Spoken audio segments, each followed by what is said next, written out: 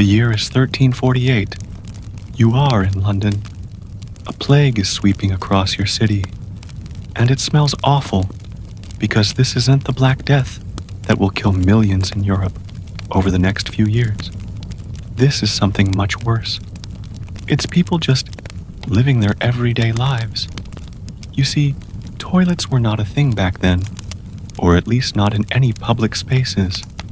So people would relieve themselves whenever and wherever they wanted, and it's no wonder why we have stories about cats being buried alive in the Roman Empire. Cats back then probably had some really bad opinions about humanity. There are many reasons why toilets haven't been around for thousands of years, but one of the biggest ones was a lack of plumbing. People just didn't have the technology to move waste away from the place where it was produced until relatively recently in human history. But there were other reasons that might surprise you. Why did all those brilliant minds throughout history come up with toilets only about 200 years ago? Well, first off, humans have been sleeping weird since forever. Today, we all pretty much sleep in beds by ourselves, which has become an essential part of our daily routines.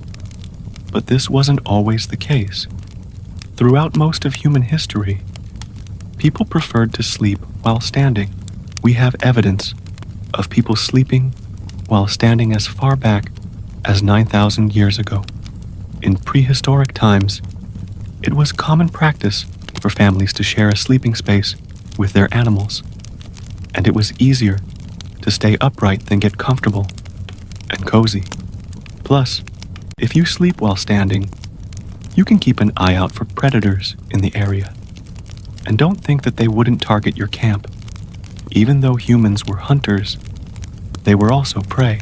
As humans began to settle down and live in groups, sleeping while standing became more popular than ever. After all, what's the point of having a house if you can't even stand up inside of it? Of course, tall people would probably disagree, but that's besides the point. In medieval Europe, the common folk slept in a communal bedroom called a gamma, which is French for room. These rooms were shared by entire families, including servants, and often housed anywhere from 4 to 16 people. Since the rooms were so crowded, people would simply doze off while standing. They were literally too crowded to lie down.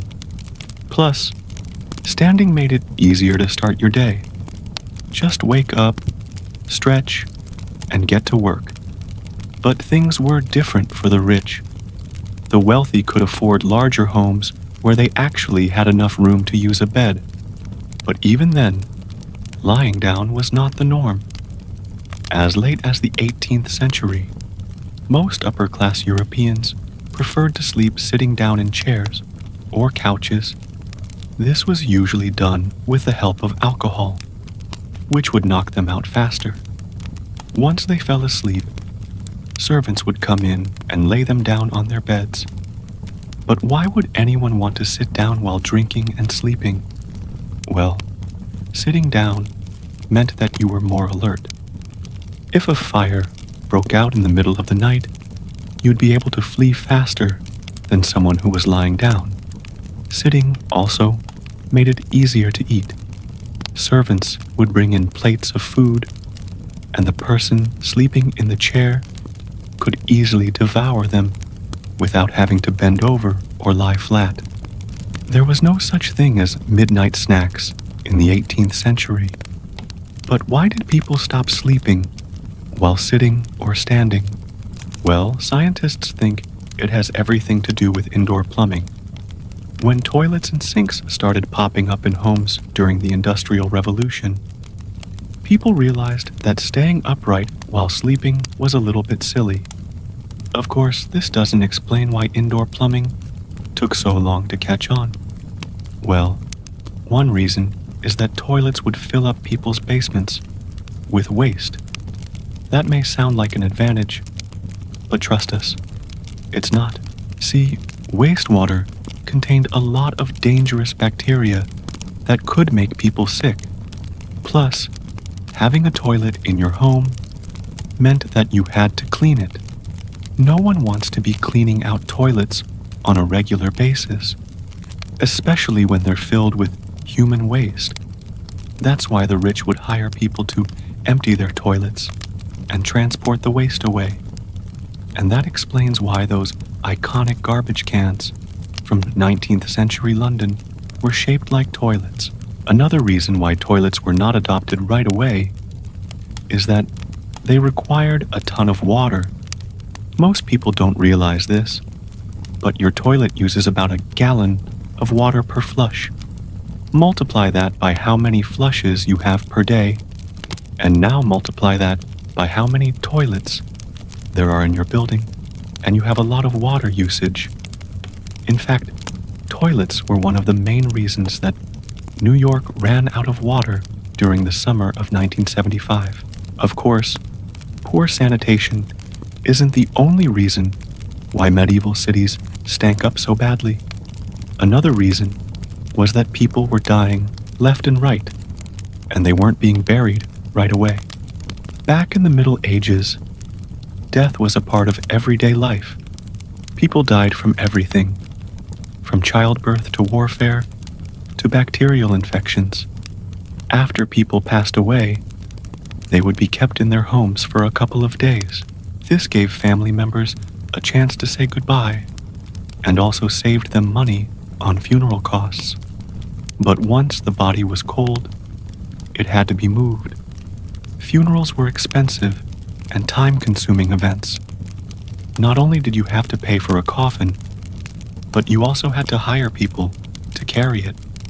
So most people couldn't afford proper burials, and their dead would end up lying around for weeks.